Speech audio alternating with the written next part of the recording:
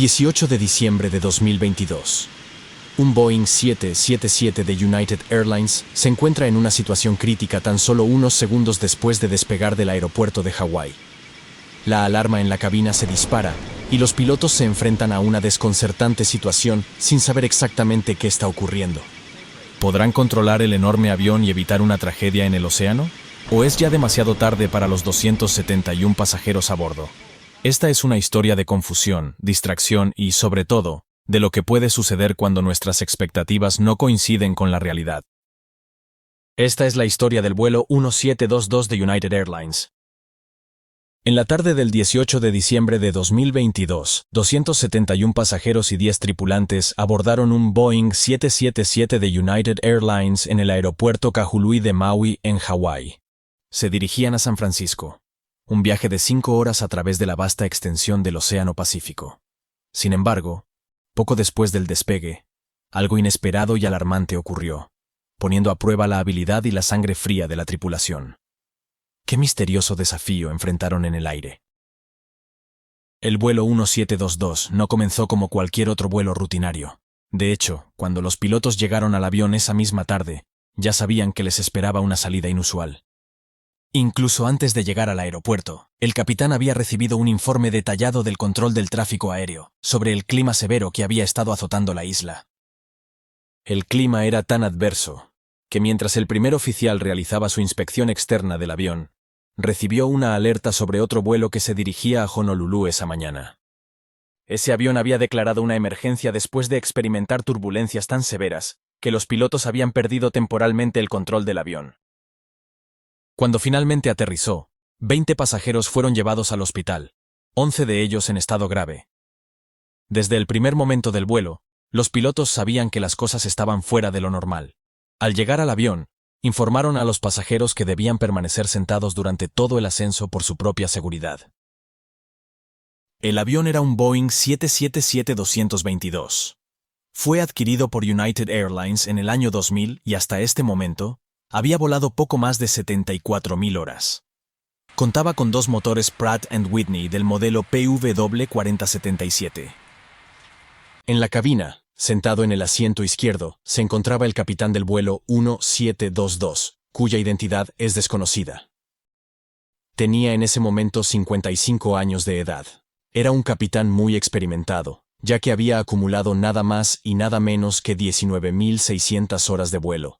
5.000 de las cuales fueron en el Boeing 777. Llevaba trabajando para United Airlines durante muchos años y no muchos pilotos tenían tal cantidad de horas de experiencia en vuelo.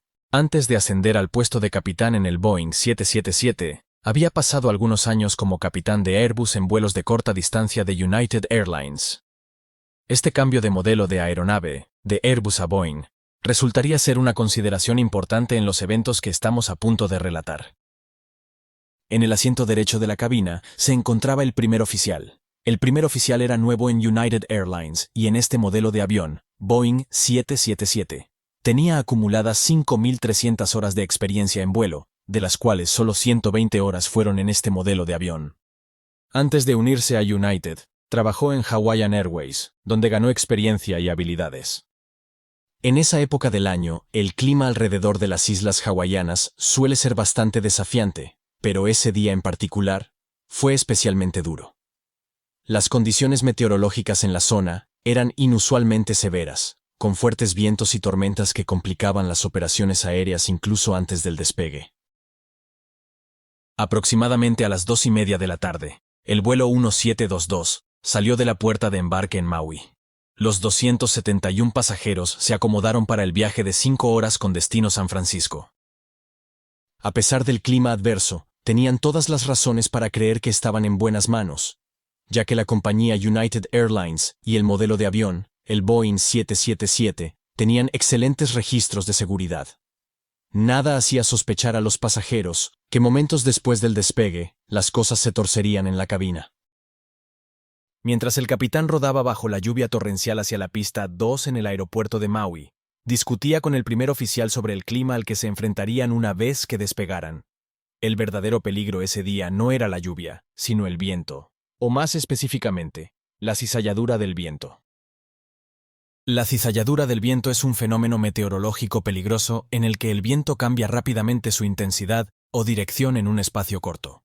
Ocurre cuando capas de aire adyacentes tienen una diferencia significativa en sus velocidades respectivas, y es la causa principal de las turbulencias. Para los aviones puede ser letal ya que dependen de mantener una velocidad suficiente en el aire para que éste los mantenga. Si el viento repentinamente cambia y viene fuertemente de frente, la velocidad del avión puede disminuir tanto que puede perder sustentación y caer como un peso muerto. Si esto sucede cerca del suelo, como sería el caso justo después del despegue, es posible que no haya suficiente espacio para que los pilotos recuperen el control del avión. Mientras los pilotos se dirigían hacia la pista de despegue, el controlador les informó que había recibido múltiples informes de cizalladura del viento en niveles bajos, es decir, cerca del suelo. Este fenómeno ha cobrado muchas vidas a lo largo de los años. Los pilotos estaban en alerta máxima, preparados para un posible encuentro con la cizalladura del viento. El capitán informó al primer oficial sobre la maniobra de escape en caso de cizalladura, la cual implicaba aplicar la máxima potencia a los motores y levantar el morro del avión a 15 grados sobre el horizonte.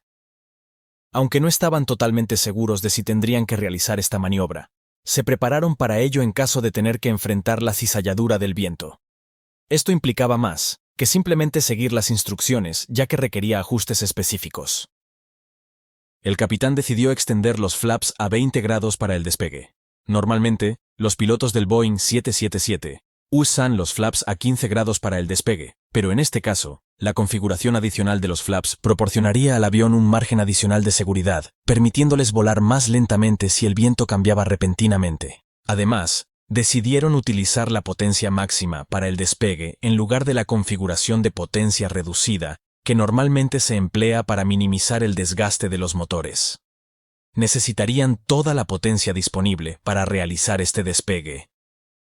Este ajuste en los flaps y la decisión de usar la potencia máxima de los motores jugarían un papel crucial en los eventos que estamos a punto de experimentar. Alrededor de las 3:15 de la tarde, el capitán alineó el Boeing 777 en la pista 2. Situó los limpiaparabrisas en posición alta y encendió el radar meteorológico, que escaneaba un área en forma de cono al frente y por encima del avión. Los dos pilotos estaban ahora listos para enfrentar la situación, con el Boeing 777 impulsado por los dos motores a reacción más potentes jamás construidos, que generaban casi el equivalente al empuje de 4 veces el Titanic. Una vez recibida la autorización para despegar, el capitán ajustó los motores, llevándolos a la posición de potencia máxima para liberar toda esa increíble fuerza. Sin embargo, la situación no se volvería más fácil una vez que el avión estuviera en el aire. Las cosas estaban a punto de suceder muy rápido, mucho más rápido de lo que los pilotos estaban acostumbrados. En cuestión de momentos, los motores, absorbiendo 7 toneladas métricas de aire por segundo, impulsaron el avión a su velocidad de despegue, que era de aproximadamente unos 260 km por hora, unos 140 nudos. El capitán movió la palanca de mando hacia atrás y elevó el avión hacia el cielo nublado. En los primeros segundos, el ascenso transcurrió de manera normal, como se anticipaba. Sin embargo, el piloto comenzó a notar fluctuaciones en la velocidad del aire, lo que indicaba que el flujo de aire se estaba volviendo más inestable. El capitán estaba preparado para realizar la maniobra de escape en caso de cizalladura del viento en cualquier momento mientras el avión ascendía. El primer oficial estaba ocupado desempeñando el rol de piloto asistente. En esta función, no estaba controlando el avión, sino que se encargaba de manejar las comunicaciones por radio con el control de tráfico aéreo para monitorear la situación. También supervisaba el vuelo del capitán y se encargaba de ajustar el avión durante el despegue. Ajustar el avión implica, entre otras cosas, recoger el tren de aterrizaje y configurar los flaps para hacer el avión más aerodinámico y eficiente en vuelos a alta velocidad. Después de muchas horas volando el mismo avión, los pilotos se ajustan a una rutina específica para el proceso de despegue. Hay una cadencia esperada en lo que se denomina el programa de retracción de flaps. Sin embargo, en este vuelo, debido al uso de potencia máxima del motor y de los flaps a 20 grados, este ritmo se había alterado.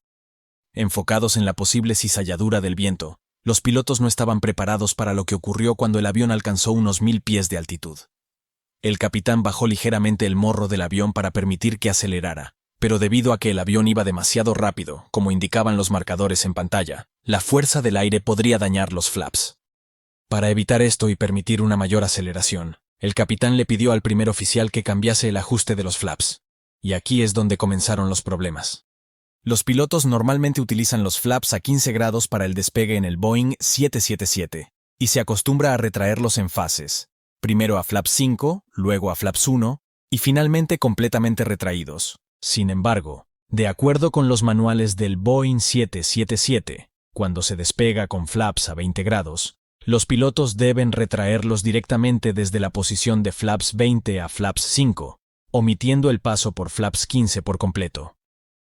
En este vuelo, hubo un malentendido en cabina sobre las instrucciones que dio el capitán al primer oficial. El capitán pensaba que había indicado flaps 5, mientras que el primer oficial entendió que había dicho flaps 15. Cuando el avión aceleró, el primer oficial movió los flaps a 15 grados y luego se comunicó con el control de salida por radio.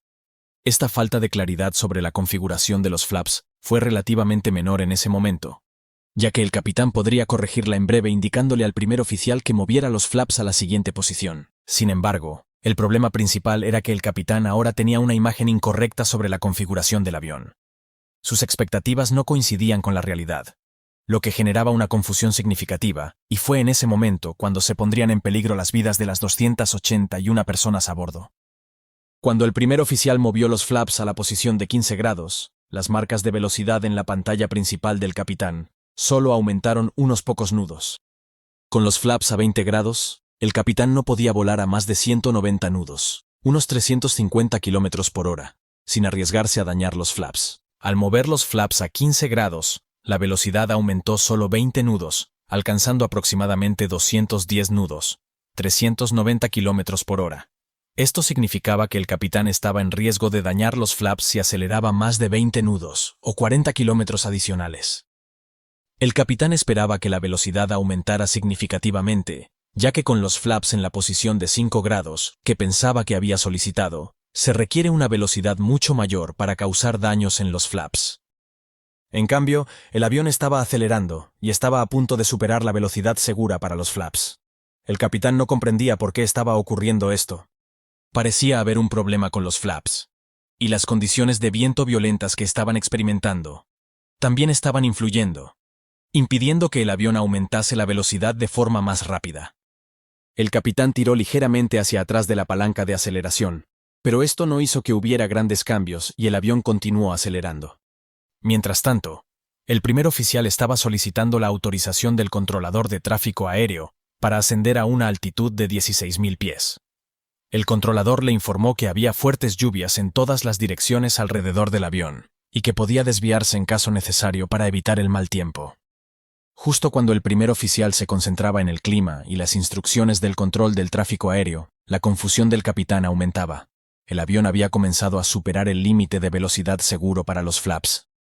En ese momento, el capitán revisó rápidamente el indicador de flaps en su pantalla central y notó que estaban en 15 grados, en lugar de estar en los 5 grados que recordaba haber solicitado.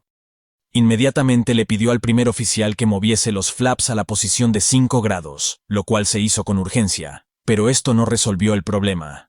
El avión siguió acelerando rápidamente dentro de las nubes, sin posibilidad de ver el exterior. Solo había una forma de que los pilotos vieran la alarmante verdad. Su pantalla de vuelo principal mostraba que el avión estaba empezando a descender rápidamente. De hecho, el morro del avión acababa de comenzar a hundirse por debajo del horizonte, y el Boeing 777 había iniciado un rápido descenso. Aquí entra en juego un detalle importante que mencioné al principio. Recordaréis que el capitán del vuelo 1722 había pilotado aviones Airbus para United Airlines durante varios años antes de pasar al Boeing 777. Una diferencia significativa entre los aviones Boeing y Airbus radica en cómo responden a los comandos de los pilotos. En un avión Airbus, cuando un piloto desea ajustar la actitud de cabeceo, simplemente empuja el stick lateral hacia adelante hasta alcanzar el nuevo ángulo de cabeceo y luego la devuelve a la posición neutral. El avión mantendrá esa posición de cabeceo por sí solo. Por esta razón, se dice que los aviones Airbus tienen un control de vuelo muy estable. En cambio, los aviones Boeing, como el 777, no mantienen automáticamente el ángulo de cabeceo establecido por los pilotos. Esto significa que en el vuelo 1722, Cuando el capitán se concentró en la pantalla central para verificar el problema con los flaps, sin darse cuenta movió su palanca de control a la posición neutral. En un Airbus, esto no sería un problema, ya que el avión mantendría el ángulo de cabeceo que se había ajustado previamente. Sin embargo, en el Boeing 777, este ajuste a la posición neutral permitió que el morro del avión comenzara a descender. Probablemente, en medio de la situación estresante y desconocida, el capitán volvió a sus instintos de vuelo básicos, adquiridos durante años de experiencia con los modelos Airbus, y sin darse cuenta permitió que el avión inclinara el morro hacia abajo. El primer oficial notó que el morro del avión comenzaba a descender, y a la vez, estaba muy confundido, ya que no entendía nada. El capitán estaba teniendo dificultades para controlar la velocidad del aire, ya que la advertencia de exceso de velocidad seguía sonando. La cuestión era, ¿por qué el morro del avión parecía inclinarse hacia abajo? ¿Por qué el capitán estaba ajustando el ángulo del avión en lugar de corregir la velocidad? Esta situación también podría afectar los instrumentos del primer oficial, creando más problemas en un momento ya crítico. El capitán también estaba perplejo y obsesionado con la advertencia de exceso de velocidad, intentando entender su causa. El avión estaba ahora más de 20 nudos, 40 kilómetros, por encima de la velocidad segura, lo que ponía en grave riesgo los flaps. El morro del Boeing 777 continuaba descendiendo segundo a segundo, y el avión caía más rápido. En un intento por solucionar el problema, el capitán ordenó al primer oficial que retrajera aún más los flaps, sin comprender que esta acción no abordaba la verdadera causa del aumento de velocidad. Mientras tanto, el avión seguía descendiendo, moviéndose peligrosamente hacia el océano que se encontraba justo debajo de ellos. El primer oficial retrajo los flaps un grado más, pero la advertencia de exceso de velocidad persistió. Estaba completamente confundido. No entendía qué estaba haciendo el capitán con el avión, por qué seguía acelerando tanto y manteniendo los motores casi a máxima potencia. La tormenta podría haber causado que el avión se comportara de esta manera, pero sus instrumentos estaban mostrando la misma información que los del capitán. El avión se encontraba en una posición crítica, con el morro apuntando más de 10 grados por debajo del horizonte y descendiendo a una velocidad alarmante de 8.000 pies por minuto. A esa velocidad, el avión acabaría impactando contra el océano en pocos segundos. En la cabina de pasajeros no tenían ni idea de lo que estaba ocurriendo al frente. No sabían que sus vidas estaban en grave peligro, no por la turbulencia, sino por una seria confusión en la cabina de los pilotos. El enorme avión avanzaba a través de las nubes, precipitándose directamente hacia el océano. En ese crítico momento, mientras el primer oficial observaba al capitán, bajaron por debajo del techo de nubes a gran velocidad. Para horror de ambos pilotos, se encontraron frente a frente con el Océano Pacífico, aproximándose a él a una velocidad de más de 300 nudos o 550 kilómetros por hora. El primer oficial, desesperado, urgió al capitán para que realizara una maniobra de emergencia. El capitán, con apenas unos segundos para reaccionar, tiró hacia atrás de los controles, elevando de esta forma el morro del avión. Acto seguido, redujo la potencia a ralentí, para permitir que el avión girara en la vertical lo más rápido posible. Los pasajeros y la tripulación fueron lanzados violentamente por la inercia contra sus asientos, mientras el avión descendía hasta solo 750 pies sobre la superficie del océano. Con una envergadura de 210 pies, el Boeing 777, del vuelo 1722, estaba a menos de 4 veces su longitud, de estrellarse contra el Océano Pacífico. Las alarmas de Sink Rate y Pull Up, seguidas de la alerta Too Low Terrain, sonaron con fuerza en la cabina, advirtiendo a los pilotos que estaban a minutos de impactar con el mar. Sink rate, pull up. Too low terrain, sink rate, pull up. El capitán aumentó la potencia de los motores al máximo y levantó el morro del avión a 20 grados sobre el horizonte. Estaba realizando una maniobra de recuperación de altura, en lugar de la evasión de cizalladura que había planeado usar durante todo el día. Los pasajeros se aferraban a sus asientos poseídos por el pánico mientras el avión temblaba y los motores rugían con fuerza. En cuestión de segundos, el avión comenzó a ascender a una velocidad de más de 8.000 pies por minuto. La situación a bordo era caótica. Después de unos momentos de intensa tensión, el avión logró salir del peligro y se estabilizó en el aire. El capitán ajustó cuidadosamente los mandos de control para reducir la potencia de los motores y restableció el avión en su perfil de ascenso normal. Los dos pilotos estaban visiblemente afectados. Ellos eran los únicos a bordo que comprendían completamente lo que acababa de suceder. Los asistentes de vuelo sabían que algo inusual había ocurrido, pero no tenían idea de lo cerca que estuvieron del desastre. Después de verificar con el asistente de vuelo al mando que ningún pasajero resultó herido y que no parecía haber daños en el avión, el capitán decidió continuar con normalidad el vuelo hacia San Francisco. 4 horas y media después de aterrizar en San Francisco, los pilotos informaron del incidente a United Airlines. Sin embargo, el incidente no salió a la luz pública hasta 2 meses después. United Airlines determinó que el incidente no necesitaba ser reportado a la Junta Nacional de Seguridad en el Transporte, ya que no cumplía con los criterios de reporte, que requerían que alguien resultara herido o que hubiera daños significativos en la aeronave. Al no darse ninguna de estas dos características, decidieron no informar. Lamentablemente, en ese momento, la grabadora de voz de la cabina ya había sido sobrescrita debido al tiempo transcurrido desde el incidente, por lo que el informe se realizó con los testimonios de los pilotos, tripulación y pasajeros a bordo. Debido a este incidente y lo cerca que estuvieron del desastre, los pilotos del vuelo 1722 de United Airlines recibieron formación adicional para mejorar sus habilidades y manejo en situaciones críticas. Sin embargo, este no fue un caso aislado, ya que hubo varios sucesos similares en Boeing. La pregunta es, ¿son estos errores indicios de un problema más amplio en la formación de pilotos y en las prácticas de las aerolíneas? ¿Es posible que esto sea solo la punta del iceberg? El casi accidente del vuelo 1722 nos recuerda lo rápido que las cosas pueden torcerse en un avión, incluso con todas las medidas de seguridad modernas diseñadas para prevenir accidentes.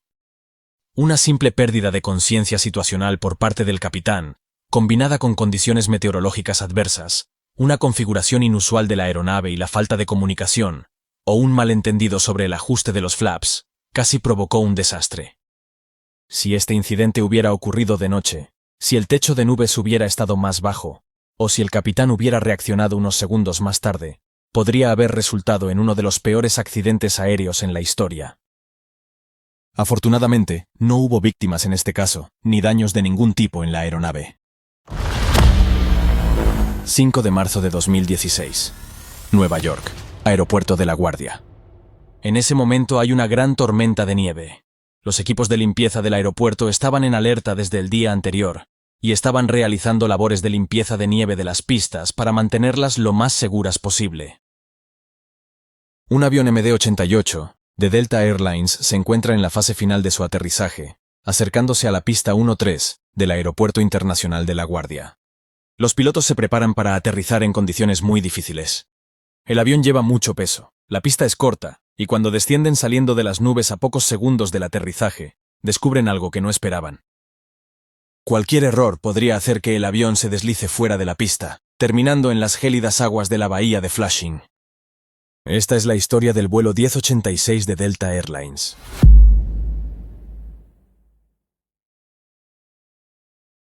Aeropuerto Internacional Hartsfield-Jackson, Atlanta. El vuelo 1086 de Delta Airlines realizaba los preparativos para un vuelo de 2 horas y media con destino el aeropuerto de LaGuardia, en Nueva York. A bordo de la aeronave embarcaban 127 pasajeros, entre los cuales se encontraban 2 bebés. La tripulación constaba de 2 pilotos y 3 asistentes de vuelo. En ese momento nada les hacía sospechar que este sería el último vuelo para esta aeronave. El avión era un McDonnell Douglas MD-88, fabricado en julio de 1987. Llevaba 27 años en servicio y tenía acumuladas unas 70.000 horas de vuelo. Este modelo es un avión de corto y medio alcance, conocido por su seguridad y fiabilidad. Delta lo utilizó ampliamente en sus rutas nacionales. El MD-88 forma parte de la segunda generación de la popular familia DC-9. Es una versión alargada del diseño original, equipada con 2 motores turbofan Pratt & Whitney JT8D219 de gran tamaño, montados en la parte trasera del fuselaje, en lugar de debajo de las alas. Debido a esta configuración, el avión también cuenta con una cola en forma de T. El posicionamiento de los motores en la parte trasera y su proximidad entre sí son características distintivas de este modelo. Los aviones grandes usan varias técnicas para desacelerar tras el aterrizaje, o en caso de un despegue fallido. Tienen frenos de ruedas similares a los de un coche, sistemas antideslizantes que ajustan la presión para evitar derrapes, y alerones en las alas que reducen la sustentación y añaden resistencia aerodinámica. Además, cuentan con reversores de potencia, que redirigen el flujo de aire de los motores hacia adelante para frenar. En el MD-88, estos reversores son dos compuertas en la parte trasera de los motores. Cuando el piloto reduce los aceleradores, estas compuertas se cierran, redirigiendo el aire hacia adelante. Son especialmente efectivos a alta velocidad y pueden hacer que el avión vaya marcha atrás con su propia potencia. Pero aquí tenemos un dato importante. El sistema de reversores de potencia del MD-88 puede causar problemas al redirigir el aire hacia adelante, lo que puede perturbar el flujo sobre el timón y reducir su efectividad, un fenómeno llamado supresión del timón. McDonnell Douglas identificó este problema en los años 80, y Delta emitió una guía sobre este asunto. Según esta guía, los efectos son mínimos a velocidades por debajo de 108 nudos, 200 km por hora, con una EPR de 1.3, y por debajo de 146 nudos, 270 km por hora, con una EPR superior a 1.6. Por eso, Delta Airlines recomienda a sus pilotos mantener una EPR de 1.3 en pistas resbaladizas y no superar el valor de 1.6 de EPR. El problema es que en pistas resbaladizas es donde más se necesita el empuje inverso y controlar con precisión los valores de EPR se vuelve un desafío para los pilotos. EPR quiere decir en inglés Engine Pressure Ratio, relación de presión del motor. Este hecho jugaría un papel crítico más adelante en esta historia. En la cabina del avión se encontraba una tripulación muy experimentada. El capitán al mando de este vuelo era Theodore Lauer, de 56 años, llevaba trabajando en Delta 26 años, desde el año 89. Anteriormente había sido piloto de F-16, en las Fuerzas Armadas de Estados Unidos, y más tarde fue instructor de vuelo. Tenía acumuladas 15.200 horas de experiencia en vuelo, de las cuales unas 11.000 eran en el MD-88. Junto con él, se encontraba el primer oficial David Phillips, de 46 años de edad. Había trabajado con Delta 8 años desde el año 2007. Contaba con 11.000 horas de experiencia en vuelo, con 3.000 de ellas en el MD-88. Anteriormente había sido piloto de la Marina de los Estados Unidos, además de ingeniero de vuelo. Ambos eran considerados pilotos de gran competencia. Además de los pilotos, viajaban 3 asistentes de vuelo en el MD-88. La primera auxiliar de vuelo tenía 60 años y era la jefa de vuelo. Estaba específicamente formada en los deberes y responsabilidades de un sobrecargo. Trabajaba en Delta desde octubre del 77 y en junio del 2008 obtuvo el título de jefa de vuelo. Estaba fuera de servicio el día anterior al accidente. Durante el vuelo 1086, ocupó el asiento del auxiliar de vuelo situado en la puerta principal de la cabina 1L. La segunda auxiliar de vuelo tenía 38 años de edad. Llevaba trabajando en Delta desde febrero de 2014. Ya había trabajado en Delta anteriormente desde noviembre del 98 hasta diciembre de 2006, donde se cualificó como líder de vuelo. Estaba fuera de servicio el 4 de marzo de 2015, el día anterior al accidente. Durante el vuelo, ocupó el asiento auxiliar en la puerta 2L.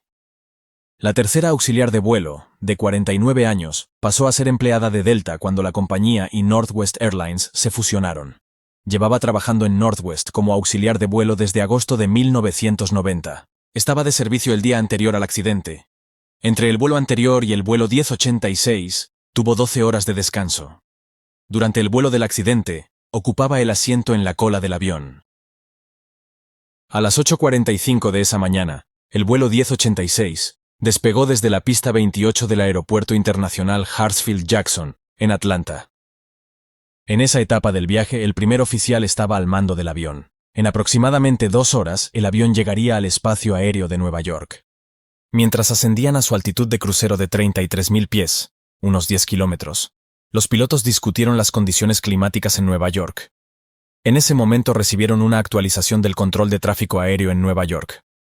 Las condiciones meteorológicas estaban empeorando, y la tormenta de nieve continuaba cubriendo la región. Aunque las condiciones eran difíciles, las pistas de la Guardia seguían operativas. El capitán Lauer estaba al tanto de que el aeropuerto de La Guardia tenía fama de ser un aeropuerto con un aterrizaje complicado debido a sus pistas cortas y la cercanía de la bahía de Flushing, lo que no permitía margen de error. Debido a las tormentas de nieve que afectaban la costa este, se hacía cada vez más probable que el vuelo no pudiera aterrizar en La Guardia. Durante el crucero, los pilotos solicitaron actualizaciones meteorológicas a la central y a los controladores del tráfico aéreo. Las pistas estaban siendo constantemente tratadas con productos químicos para evitar la acumulación de hielo y nieve. Pero a pesar de los esfuerzos del personal en tierra, las condiciones aún eran críticas. La incertidumbre sobre el aterrizaje era estresante y jugaría un papel crucial en este vuelo. Alrededor de las 10:15 de la mañana, los pilotos del vuelo Delta 1086 iniciaron el descenso hacia Nueva York.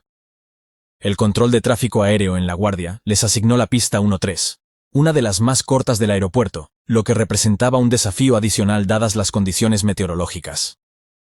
La pista 13 tiene una longitud de aproximadamente 2.135 metros, 7.000 pies, lo que dejaba poco margen para errores, especialmente en medio de una tormenta de nieve. Las condiciones meteorológicas en La Guardia estaban en el límite para un aterrizaje seguro. El capitán decidió asumir el mando del vuelo debido a las condiciones y su mayor experiencia en el MD-88. El primer oficial Phillips le cedió los controles y ambos continuaron monitoreando la aproximación de cerca. Los pilotos revisaron los gráficos de distancia de aterrizaje, que ayudan a calcular la distancia necesaria para aterrizar en función de varios factores como el ajuste de los flaps, el peso del avión, la velocidad y dirección del viento, y el estado de la pista. Confirmaron que incluso con la máxima potencia de frenado, necesitarían que la pista estuviera en buen estado para poder detenerse antes del final, siempre que la acción de frenado fuera buena.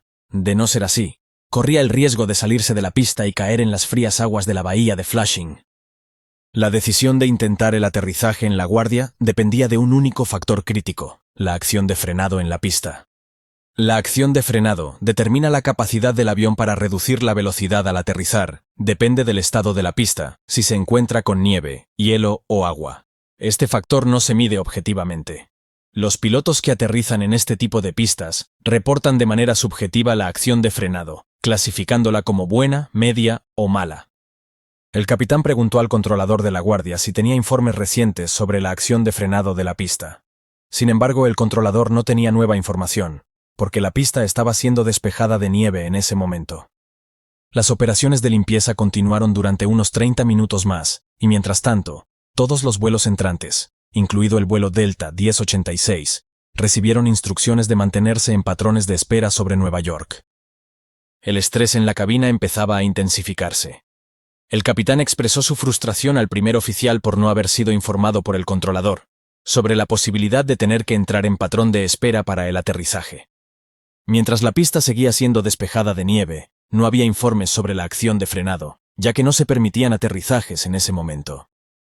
El capitán temía que después de esperar un tiempo prolongado, se descubriera que la acción de frenado fuera media o mala, lo que significaría que tendrían que desviarse a otro aeropuerto.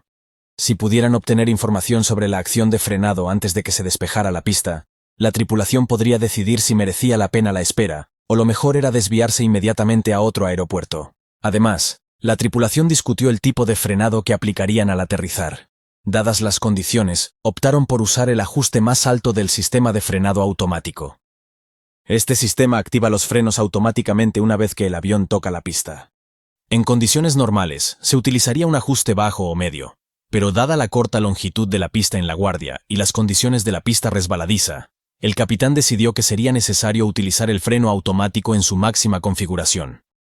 Los pilotos consideraron la posibilidad de aplicar el frenado manual máximo, que es aún más potente que el automático. Sin embargo, decidieron no hacerlo, ya que el capitán mencionó que nunca lo había utilizado antes y no era el mejor momento para hacer pruebas.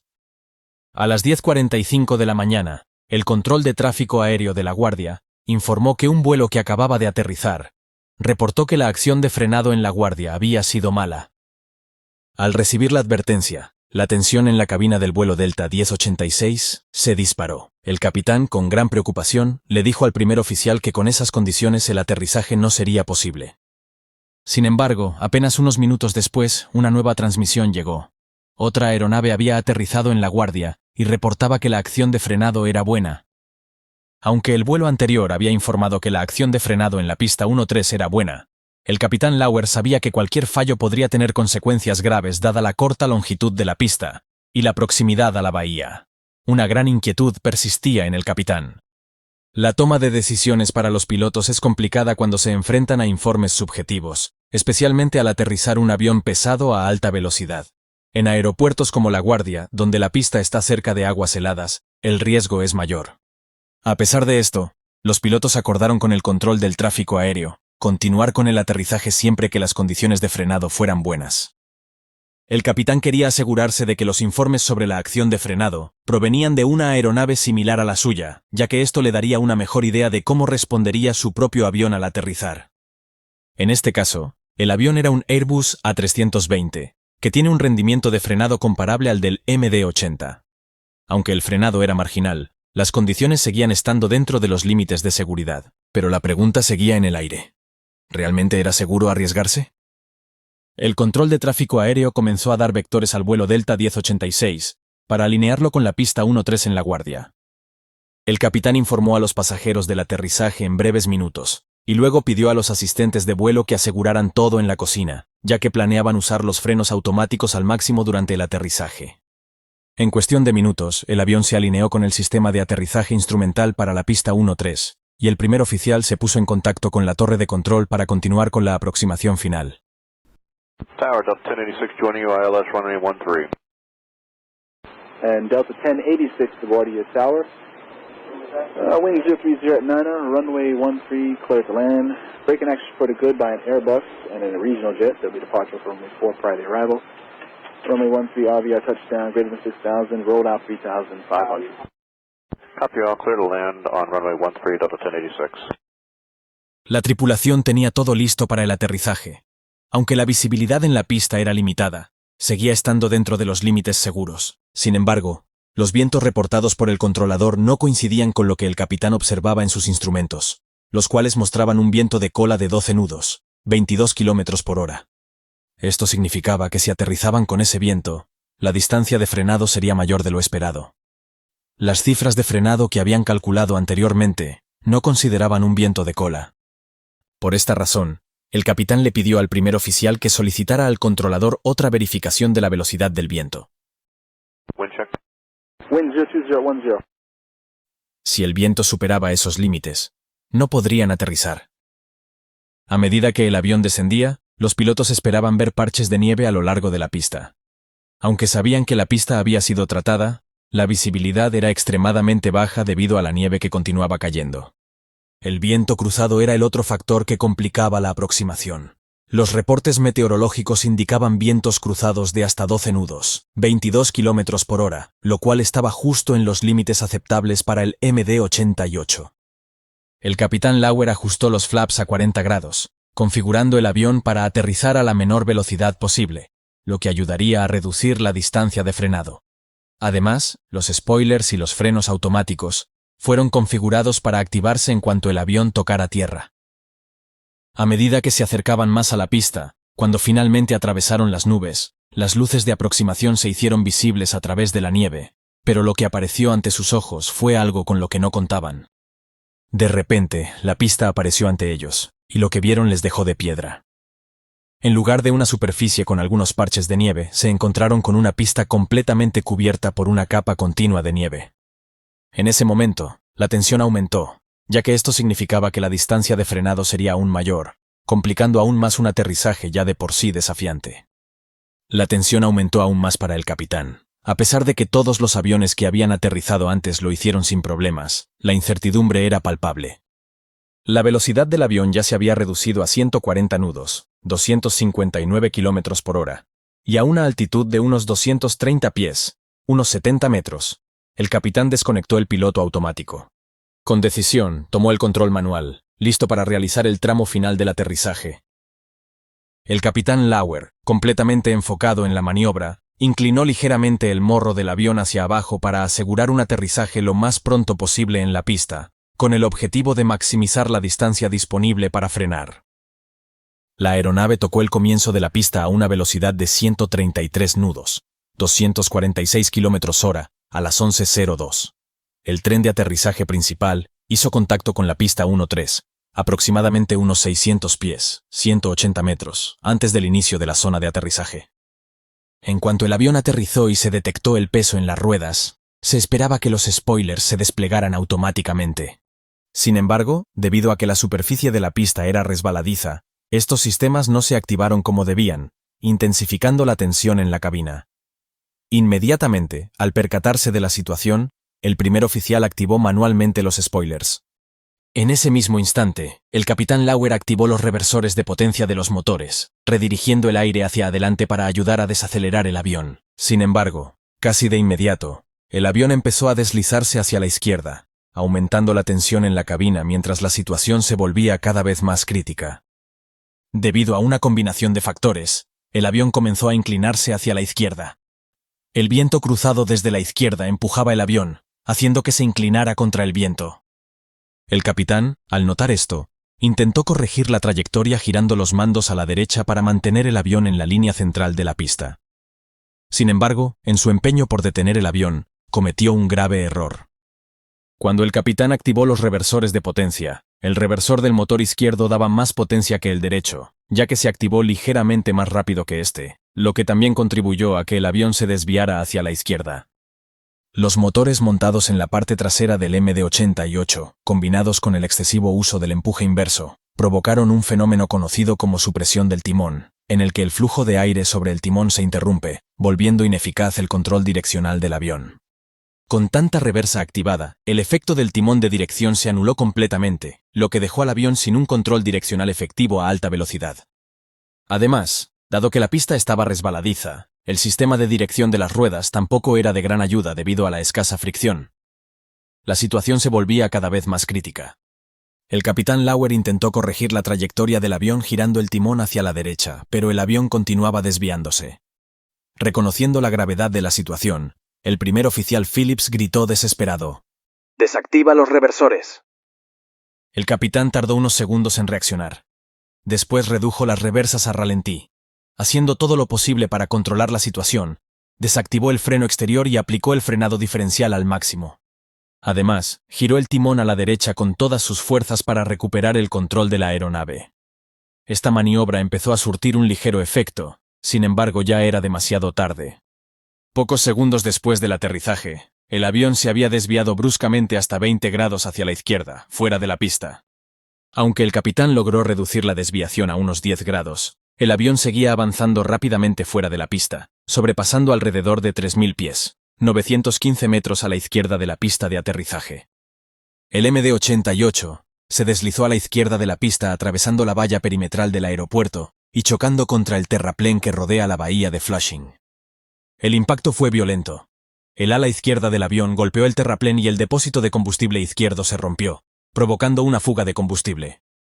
A pesar de la gravedad del impacto, afortunadamente no hubo fuego. El primer oficial rápidamente apagó ambos motores, para evitar que generaran más empuje y movieran la aeronave aún más hacia adelante, con el riesgo de que cayera en el agua. Esta acción también cortó la energía eléctrica a la grabadora de voz de cabina, por lo que el último sonido registrado fue el ruido desgarrador del ala izquierda raspando contra el muro de contención. Sin embargo, el avión continuó su movimiento. Finalmente, a las 11:03, la nariz del avión atravesó una cerca en la parte superior del muro de contención.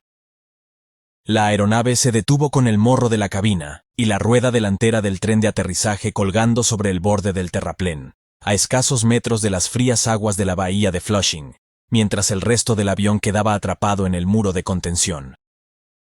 En una situación como esta, la tripulación de cabina puede iniciar una evacuación por su cuenta si no hay comunicación desde la cabina, y se identifica claramente una amenaza. Sin embargo, en este caso, la aeronave aún estaba en posición vertical, no había fuego ni peligro inmediato visible, y no se encontraban en el agua. Por lo tanto, esperaron instrucciones del capitán.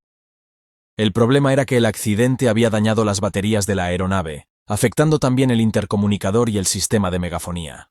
Aunque intentaron poner en marcha la APU para restaurar la energía, no tuvieron éxito. Mientras tanto, el controlador de la torre había perdido el contacto visual con el avión debido a la nevada. El controlador no había visto el accidente, y al intentar comunicarse varias veces sin éxito, asumió que la aeronave había cambiado a la frecuencia terrestre sin avisar. Inmediatamente, se centró en el siguiente avión en la cola de aterrizaje. Delta 1086. Delta 1086. Delta 1086, tower, you with me? Esto hizo que el accidente pasara desapercibido durante varios minutos, mientras el tráfico de aterrizaje continuaba acercándose al lugar del accidente. Afortunadamente, un vehículo de limpieza de nieve observó que la aeronave se salió de la pista. Inmediatamente, el operador del vehículo informó por radio a su supervisor, quien a su vez notificó a la torre sobre la situación, advirtiendo al controlador que la pista estaba cerrada. Tower, you copy. Call 100. Runway 13 is closed. Call, question, call 100, you said runway 13 is closed? Affirmative, 13 is closed. Team red, South. Airport is closed. The airport is closed. We got a 3-4. El controlador no terminaba de entender lo que ocurría, por lo que le pidió al operario que repitiera la información. Call 100, say again. Tower, you have an aircraft off 31 on the North Vehicle Service Road. Please advise crash rescue. LaGuardia Airport is closed at this time. Unos minutos después, el controlador comprendió por completo la gravedad de la situación, y en ese mismo instante activó el sistema de emergencia, poniendo en marcha el proceso de rescate. El operario consultó con la torre de control si se había comunicado con la tripulación del vuelo 1086. El controlador informó que lo había intentado, pero no respondían. Tower, you talking to the flight crew of the MD-80? I'm calling out for a Delta 1086, no response. El operario informó a la torre de control que el MD-88 tenía una gran fuga de combustible por el ala izquierda. Okay, sir, if he comes up, he's leaking fuel on the left side of his aircraft heavily. You said leaking fuel? Affirm, his wing is ruptured.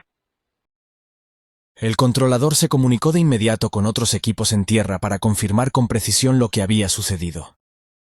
Yeah, do you know what's going on? I don't know what happened over there. Yeah, they're talking about a fuel leak runaway out there now. What is that, on the approach end of 31 or 13? We were told 13, but we didn't see anything down there. Ground, truck 1. Truck 1, go ahead. Truck 1, company permission to get on the runway 13. We got a plane on the embankment. Truck 1 and company, that's approved as requested.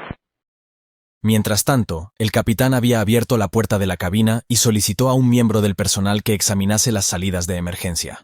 Sin embargo, esta tarea se complicó debido a la imposibilidad de comunicación con la tripulación en la parte trasera del avión. El controlador no sabía si el capitán había comenzado la evacuación de los pasajeros. La realidad era que hasta ese momento, este no había dado la orden. Can you get in touch with that pilot and see if he's going to start evacuating by popping the hatches? Right now, I'm not able to, I don't even have the call sign right now. El primer oficial, al darse cuenta de la situación, se puso en contacto con el despachador a través de su teléfono móvil e informó de la situación. Dentro del avión, los pasajeros estaban atónitos. Una vez que la evacuación comenzó, el proceso fue lento. La falta de comunicación y la confusión dentro de la cabina hicieron que la evacuación tardara más de lo habitual. En lugar de los 90 segundos, 1 minuto y medio, que marcan los procedimientos estándar, la evacuación tomó bastante más tiempo. Cuando todos los pasajeros estuvieron fuera de la aeronave, habían pasado 17 minutos desde que el avión se detuvo por completo, demasiado tiempo, pero milagrosamente, no hubo heridos graves, aunque 24 de los 127 pasajeros resultaron heridos. La Junta Nacional de Seguridad en el Transporte, NTSB, inició inmediatamente una investigación exhaustiva del accidente. Los investigadores examinaron los datos de las cajas negras, las grabaciones de voz de la cabina y las condiciones meteorológicas en el momento del accidente. El informe final concluyó que la causa principal del accidente fue el uso inapropiado de los reversores de los motores por parte del capitán Lauer, lo que provocó la pérdida de control, debido a que el efecto del timón de dirección se anuló completamente. Aunque la tripulación había sido entrenada para evitar este tipo de situaciones, el estrés de la situación, combinado con las difíciles condiciones meteorológicas, contribuyó a la decisión del capitán de aplicar más potencia inversa de lo recomendado. El informe también señaló que las condiciones meteorológicas, aunque fueron complicadas, no eran lo suficientemente severas como para justificar un desvío del vuelo. No obstante, los investigadores destacaron que la tormenta de nieve y el efecto del viento cruzado jugaron un papel crucial en el desenlace del vuelo. La investigación del accidente llevó a varias recomendaciones cruciales. Se destacó la necesidad de mejorar la formación de la tripulación de vuelo y de cabina, especialmente en la toma de decisiones durante evacuaciones y en la gestión de la comunicación si los sistemas internos fallaban. La NTSB también recomendó a las aerolíneas que operan el MD-88 que refuercen la formación de los pilotos en el uso adecuado del empuje inverso. Además, se sugirió que Boeing considere la posibilidad de incorporar alertas en los aviones de la serie MD-80 para evitar el uso excesivo del empuje inverso. Además, se identificó la necesidad urgente de proporcionar a los pilotos un acceso más confiable a los datos sobre el estado de las pistas antes de aterrizar, particularmente en pistas que puedan estar contaminadas. Estos cambios fueron considerados vitales para evitar incidentes similares en el futuro. Un Airbus A300 despegaba en una mañana tranquila, desde el aeropuerto John F. Kennedy, con 260 personas a bordo. Pero solo 106 segundos después de despegar, el avión cayó en picada sobre un vecindario de Nueva York. Nadie entendía qué había pasado. El vecindario entero quedó envuelto en llamas. No hubo llamadas de auxilio. No hubo advertencias. Solo una explosión que hizo temblar la ciudad. Otra vez. ¿Fue un atentado? ¿Un fallo mecánico? ¿O algo aún más inesperado? ¿O un fallo oculto que nadie quiso ver? Lo que descubrirían después no solo rompería corazones, también rompería mitos sobre la seguridad aérea. Esta es la historia del vuelo 587, una tragedia que ocurrió en pleno corazón de una ciudad que aún sanaba las heridas del 11 de septiembre, y que revelaría una verdad que sacudiría a toda la industria aérea. Era el 12 de noviembre de 2001. El sol apenas salía sobre el aeropuerto John F. Kennedy, y aunque era un día festivo, la terminal estaba llena. A bordo del vuelo 587, el ambiente era tranquilo, casi familiar. La mayoría de los pasajeros eran de origen dominicano, viajando para reencontrarse con sus familias. En la cabina, el capitán Ed States y el primer oficial Stan Mollin hacían los chequeos previos. Mollin, apasionado por volar desde niño, había seguido los pasos de su padre como piloto. Con más de una década de experiencia, se sentía cómodo en el asiento derecho del Airbus A300. Era un avión antiguo, sí, pero confiable. Todo estaba listo para lo que debía ser un vuelo de 3 horas y media hasta Santo Domingo. Pero el destino tenía otros planes.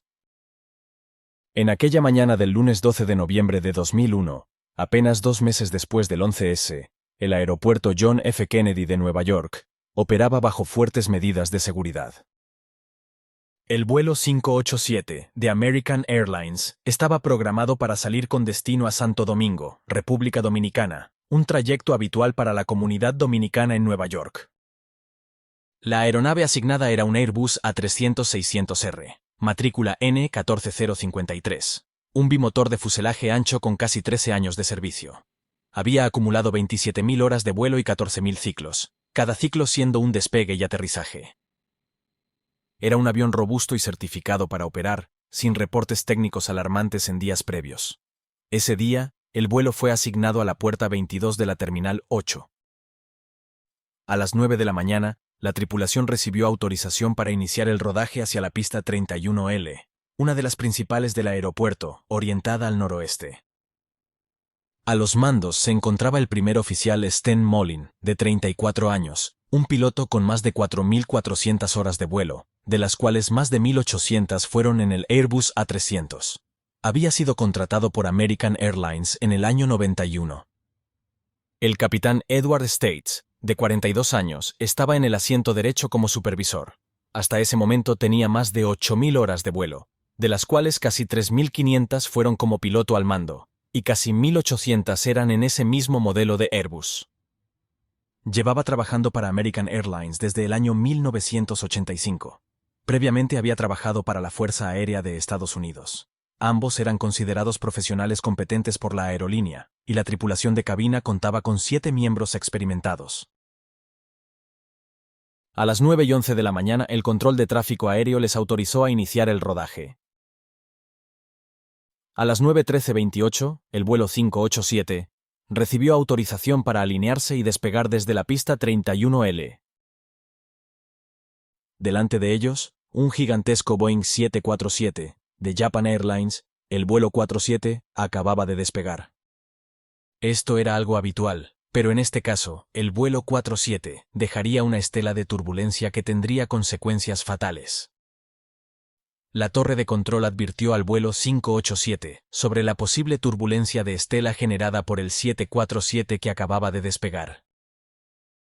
A las 9:14, el vuelo 587 inició su carrera de despegue con el primer oficial Molin a los mandos. Alcanzó velocidad de rotación y se elevó sobre la ciudad sin complicaciones aparentes. Pero lo que nadie sabía era que, en menos de 2 minutos, algo iría terriblemente mal. El rugido de los motores, una vibración familiar para la tripulación, comenzó a intensificarse a medida que el avión alcanzaba la velocidad de rotación.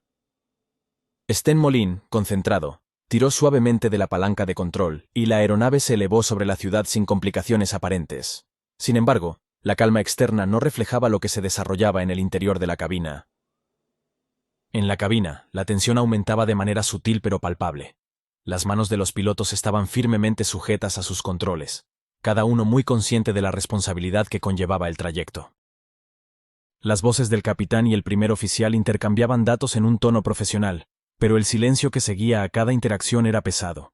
La alerta por la turbulencia de estela del 747 aún resonaba en sus mentes. A las 9:14, las primeras señales de inestabilidad empezaron a manifestarse. Las alarmas de alerta de pérdida de control, aunque suaves, comenzaron a sonar en el panel de la cabina. En ese momento, ni el capitán ni el primer oficial podían prever la magnitud de lo que estaba por venir, pero la vibración extraña que comenzó a sentirse indicaba que algo no iba bien. ¿Lo sientes? Dijo el capitán States. Su voz era algo más grave de lo habitual, señal de su creciente preocupación. Molin, al mando, asintió y observó fijamente el indicador de velocidad en su panel, que parecía cambiar de manera errática. La agitación aumentaba. Las alarmas, primero tímidas, empezaban a intensificarse. El sonido de las alarmas en la cabina se mezclaba con el zumbido de los sistemas de alerta, creando una atmósfera cargada de tensión. El capitán States se preparó para intervenir si la situación lo requería, pero en ese instante nadie en la cabina podría haber anticipado el desastre inminente. La aeronave comenzó a moverse de forma irregular, a pesar de los esfuerzos de los pilotos por estabilizarla. Cada ajuste de los controles parecía empeorar la situación. La cabina se llenó de una sensación de impotencia mientras las alarmas seguían sonando, y la inercia de la aeronave no parecía ceder. La velocidad del aire se alteraba, y el estruendo de los motores retumbaba cada vez con más fuerza. A las 9:15, tan solo 103 segundos después del despegue, las condiciones de vuelo se volvieron catastróficas. La aeronave se desintegró en pleno vuelo, desmoronándose en pedazos que cayeron rápidamente hacia la tierra. El avión se desintegró en pleno vuelo y se estrelló en el barrio residencial de Bell Harbor, en Queens. Murieron las 260 personas a bordo y 5 más en tierra. La escena era indescriptible. Casas ardiendo, escombros esparcidos, y una columna de humo que se veía desde varios kilómetros a la redonda. A esas alturas, con el país aún traumatizado por los atentados recientes, el miedo a un nuevo ataque se disparó. Pero pronto, los investigadores descubrirían que la causa era otra, y aún más inesperada. La explosión estremeció el barrio de Bell Harbor a las 9:16 de la mañana. Una parte del fuselaje impactó directamente contra varias casas, provocando incendios instantáneos. Los motores y piezas del ala se desperdigaron por varias calles. Testigos relataron escenas de horror, llamas envolviendo hogares, autos ardiendo, cuerpos calcinados y un silencio abrupto, roto solo por gritos y sirenas. La comunidad en ese trágico instante quedó sumida en el caos. Muchos pensaron lo peor. Era imposible no hacerlo. Solo habían pasado 61 días desde los atentados del 11 de septiembre. El humo del World Trade Center todavía flotaba en la memoria colectiva. En apenas minutos, los canales de televisión interrumpieron su programación con imágenes aéreas del incendio. Algunos reporteros hablaban de una posible explosión en el aire. Otros mencionaban una estela blanca antes del impacto. Las teorías comenzaron a circular a velocidad de vértigo. ¿Un nuevo ataque terrorista? ¿Una bomba a bordo? ¿Un misil? El FBI fue activado de inmediato. también el Departamento de Seguridad Nacional. La NTSB, la Junta Nacional de Seguridad en el Transporte, envió un equipo completo al lugar. Pero entre la nube de teorías, una sola cosa estaba clara: el avión se había desintegrado en pleno vuelo, y eso no era común. La ciudad de Nueva York, aún en estado de duelo, quedó paralizada. Se cerraron partes del espacio aéreo. Se reforzó la vigilancia en aeropuertos y puntos estratégicos. La gente miraba al cielo con desconfianza. Pero mientras el país contenía la respiración, los investigadores ya tenían una pista clave. Algo muy inusual había pasado en el aire, y las pruebas empezaban a aparecer en lugares sorprendentes. Mientras los bomberos combatían las llamas en Bell Harbor, otro equipo comenzaba una búsqueda completamente distinta. Los investigadores de la NTSB empezaron a rastrear y recolectar restos del avión, tratando de reconstruir el rompecabezas del desastre. Fue entonces cuando encontraron algo que no cuadraba. A casi 1,5 kilómetros del lugar del impacto, en las aguas de la bahía de Jamaica, flotaba una enorme pieza del avión, el estabilizador vertical completo, también conocido como timón de cola. No se había desprendido al chocar con el suelo, se había separado en pleno vuelo. Ese hallazgo encendió todas las alarmas. El estabilizador vertical es una parte esencial de cualquier avión, encargado de mantener la dirección en línea recta. Que se soltara en el aire indicaba una fuerza colosal actuando sobre la estructura. Y lo más inquietante, no se encontraron signos de explosión, incendio o sabotaje en esa sección. Poco después, también se hallaron los dos motores, separados del fuselaje antes del impacto, y depositados en distintas calles del vecindario. Esto solo podía significar una cosa: el avión se desintegró antes de tocar el suelo. Con estas pistas, los investigadores empezaron a descartar un ataque terrorista. No había rastro de explosivos, ni señales de fuego a bordo antes del impacto. El perfil del suceso era distinto, más cercano a un fallo catastrófico que a una agresión externa. La atención se centró entonces en algo más complejo y técnico. ¿Había sido un fallo estructural? ¿O algo que ocurrió en la cabina de mando? Pero lo que revelarían las cajas negras más adelante pondría en jaque no solo a los pilotos, sino también a la propia industria aeronáutica. A las 9:14, el vuelo 587 despegó sin complicaciones desde la pista 31L. Todo parecía normal. Pero menos de 1 minuto después de levantar el tren de aterrizaje, la cabina comenzó a registrar turbulencia. Eran las estelas del Boeing 747, de Japan Airlines, que había despegado justo antes que ellos. El primer oficial Sten Mollin, que iba a los mandos, comenzó la sacudida. La respuesta del capitán States fue tranquila, incluso casual, pero segundos después, Mollin comenzó a realizar una serie de movimientos bruscos con los pedales del timón de dirección, intentando corregir lo que él percibía como una pérdida de control lateral. Lo alarmante fue la intensidad y rapidez con la que Mollin aplicó estos movimientos. En lugar de pequeñas correcciones, pisó los pedales de lado a lado de forma agresiva y repetida. En un lapso de apenas 20 segundos, aplicó 5 fuertes oscilaciones completas del timón. El resultado fue devastador. A las 9:15:56, una serie de alarmas y sonidos de ruptura se registraron en la cabina. El estabilizador vertical se desprendió, provocando una pérdida instantánea de control. Casi al mismo tiempo, ambos motores se soltaron por la violencia de la oscilación. El avión entró en un picado irrecuperable.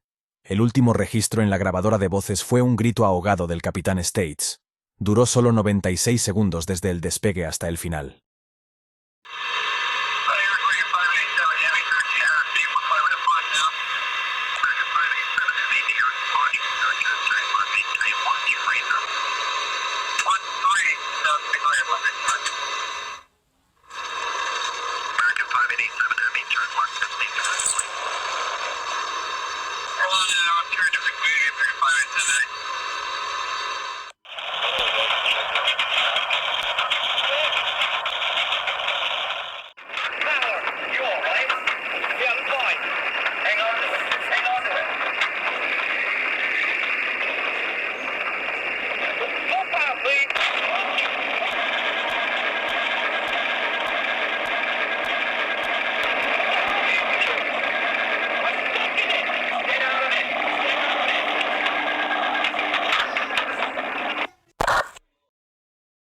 Los investigadores quedaron perplejos. ¿Cómo era posible que un piloto con formación de alto nivel provocara la destrucción del avión solo con el timón de dirección? ¿Era un error de juicio? ¿O había algo más profundo en el diseño o en la formación que se estaba pasando por alto? La tragedia había ocurrido en segundos, pero encontrar sus causas llevaría meses de polémica y desencadenaría una crisis en los manuales de entrenamiento de pilotos. A medida que la investigación avanzaba, el foco se desplazó del cielo al suelo, concretamente, al diseño del Airbus A300 y al tipo de formación que American Airlines estaba ofreciendo a sus pilotos. El informe de la NTSB reveló algo que dejó helados a muchos expertos. El timón de dirección del A300 era extremadamente sensible, más que en otros aviones de tamaño similar. En circunstancias normales, eso no representaba un problema, salvo si el piloto, como en este caso, aplicaba grandes movimientos de pedal a alta velocidad. Lo que descubrieron fue alarmante. El sistema de control del timón amplificaba los movimientos del piloto en lugar de suavizarlos. Así, lo que para Moline eran correcciones fuertes pero necesarias, en realidad estaban generando fuerzas laterales colosales en la cola del avión. El estabilizador vertical estaba diseñado para soportar una carga significativa, pero no para sobrevivir a 5 sacudidas extremas en pocos segundos. Fue esa secuencia lo que desgarró su base. Entonces surgió una pregunta clave. ¿Por qué un piloto entrenado reaccionó de forma tan agresiva? ¿Fue un acto imprudente o un resultado directo de su formación? La respuesta apuntaba a una falla sistémica. American Airlines había estado entrenando a sus pilotos para reaccionar con firmeza ante turbulencias. En los simuladores se enfatizaba la necesidad de usar el timón si el avión se sentía inestable. Pero nunca se les enseñó que a velocidades altas, esos movimientos podían destruir literalmente la aeronave. El manual de entrenamiento incluso contenía gráficos que exageraban la utilidad del timón como herramienta de control lateral, sin explicar sus riesgos. En cierto modo, el primer oficial Moline hizo exactamente lo que le habían enseñado. Sin embargo, un comandante de American Airlines, que voló varias veces con el primer oficial en el 727, declaró a los investigadores de la Junta de Seguridad que durante un vuelo, el primer oficial había sido muy agresivo con los pedales del timón tras encontrarse con turbulencia de estela. El comandante pensó que el avión había perdido un motor, y por tanto, centró su atención en los instrumentos de motor, y le preguntó al primer oficial qué estaba haciendo, a lo que éste respondió que estaba nivelando las alas debido a la turbulencia de estela. El comandante, que tenía los pies sobre los pedales del timón, pensó que el primer oficial había llevado el timón hasta sus topes máximos. Consideraba que la turbulencia de estela solo requería el uso de los alerones para nivelar las alas, y que el primer oficial no realizó ese tipo de maniobras. El comandante recordó haberse sorprendido por el uso que hizo el primer oficial del timón de dirección, e indicó que esas acciones no nivelaron las alas, sino que generaron movimientos de guiñada a izquierda y derecha, así como fuertes cargas laterales sobre el avión.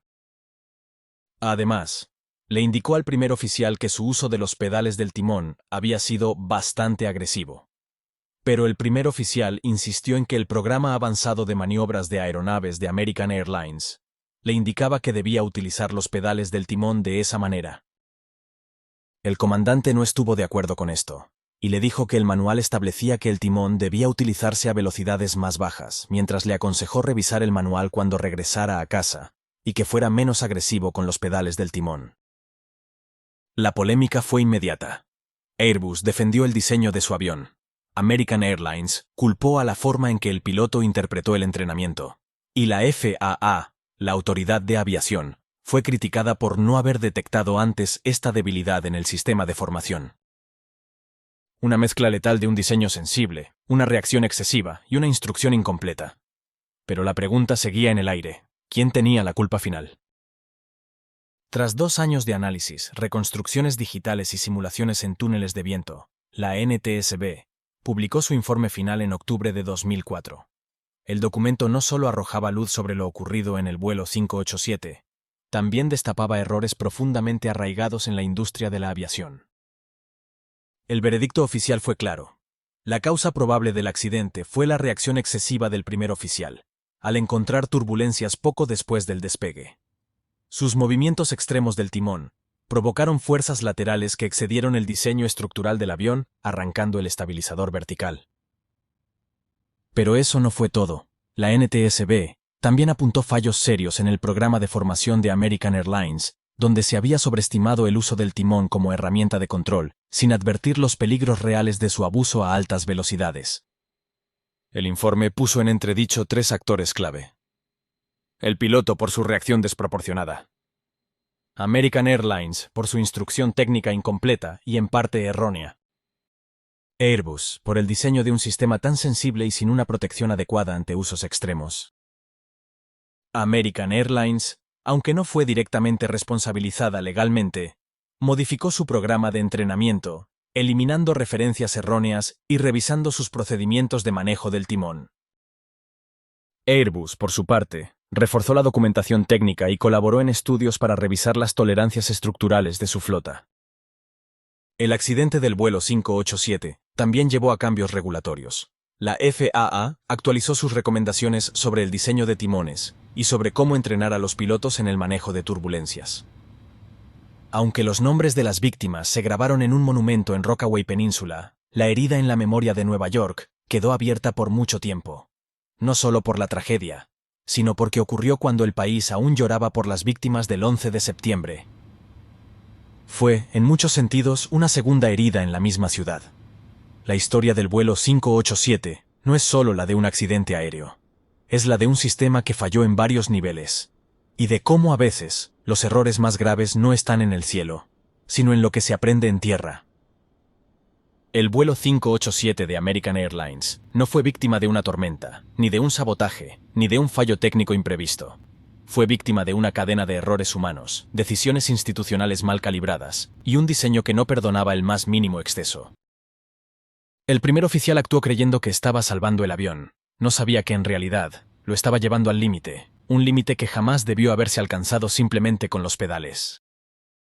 La tragedia de Queens no solo dejó 265 muertos, dejó una advertencia brutal a toda la industria de la aviación. No basta con construir aviones resistentes. Hay que formar pilotos con información precisa, realista y completa.